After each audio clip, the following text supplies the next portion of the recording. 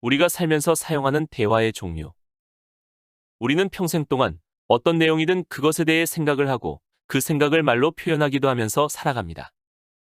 아마 생각을 하지 않는 사람은 없을 것이고 사실 제대로 된 생각을 하지 않는다면 그 사람은 진정 살아있다고 할 수 없을 것입니다.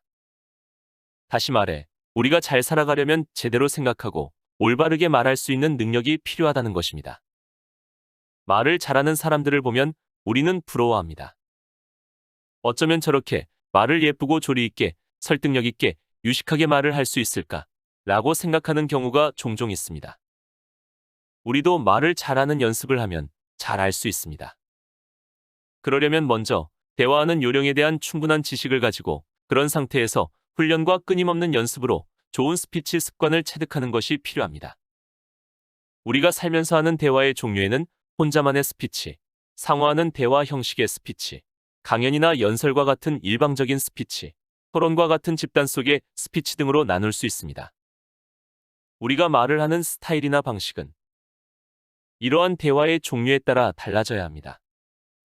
이 모든 종류의 스피치에 적용되는 스피치 잘하는 방법을 말하라고 하면 아마 이렇게 말할 수 있을 것 같습니다. 우리는 가능하다면 사전에 충분한 시간을 갖고 미리 내가 할 스피치 상황을 상상하면서 자신이 어떤 방식으로 대화를 전개하거나 주고받을 것인지 다양한 상황을 가정하고 상세한 시나리오를 준비해서 연습을 하는 것입니다. 스피치를 잘하거나 말을 잘한다는 사람들은 이러한 과정을 거치면서 대부분 훈련된 사람들입니다. 다시 말해, 선천적으로 스피치를 잘하는 사람은 드물기 때문에 가능하다면 스피치 요령이나 방법을 체계적으로 배우고 사전에 충분한 준비나 연습을 하고 실전을 통해 훈련과 숙달을 거쳐야 말을 잘하는 사람이 될 수 있다는 것입니다. 우리가 스스로 생각을 한다는 것은 소리를 내어 말을 하지 않을 뿐 내 안에 존재하는 자기 자신과 대화를 하는 것이라고도 할 수 있을 것입니다. 혹은 혼잣말을 하는 경우도 있습니다.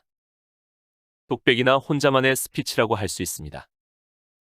배우들이 대사 연습을 하거나 강연 등에 대비해 혼자 사전에 소리를 내어 연습을 하는 경우는 실제 상황에 실수 없이 더 잘하기 위해 하는 것으로 문제가 되지 않지만 정신병이나 정신박약 증세가 있는 사람이 하는 경우는 병적 상태에서 나타나는 증상이라고 할 수 있겠지요. 우리가 살면서 하는 스피치의 많은 경우가 어떤 나름의 목적을 가진 상호간의 대화일 것입니다. 일상적인 인사나 소개, 상대에 대한 응대, 면접이나 면담, 업무적인 상담, 일상적인 대화 등이 이에 해당할 것입니다. 이러한 스피치는 설명하는 기법, 설득하는 기법, 감명을 주는 기법 등이 필요합니다. 다음으로 청중을 상대로 연단해서 행하는 연설이나 강의 강연, 설교, 보고나 발표, 공식 행사 등에서 하는 인사말, 테이블 스피치 등의 일방적인 스피치가 있습니다.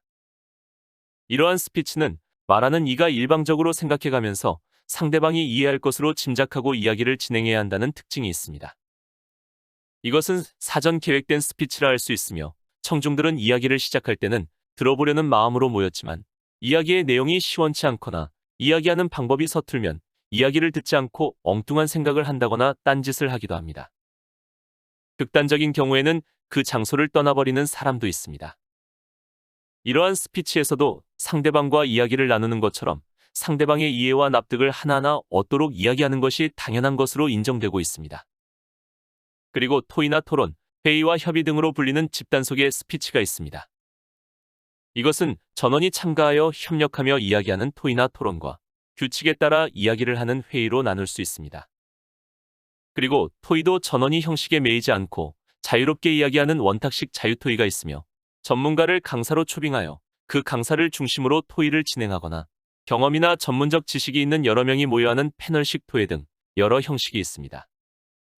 이러한 스피치는 개인의 감정, 사상이나 사고방식, 의견 등이 대립된 형태로 나타나는 경향이 있습니다. 여기서도 자기 생각에 대한 설명, 상대에 대한 설득, 기법 등이 필요하게 됩니다. 결론적으로 어떠한 형식의 스피치라 하더라도 자신의 생각이나 주장을 잘 설명할 수 있는 기법과 공감력을 유발할 수 있는 감명을 주는 기법, 상대가 나의 주장을 인정해주고 나의 뜻대로 움직이게 하는 설득하는 기법 등이 필요합니다. 그리고 다양한 전문 지식과 실전에 대비한 충분하고도 적절한 사전 훈련과 연습이 필요하다는 것을 인식하고 숙달을 위해 지속적으로 노력해야 하는 것입니다.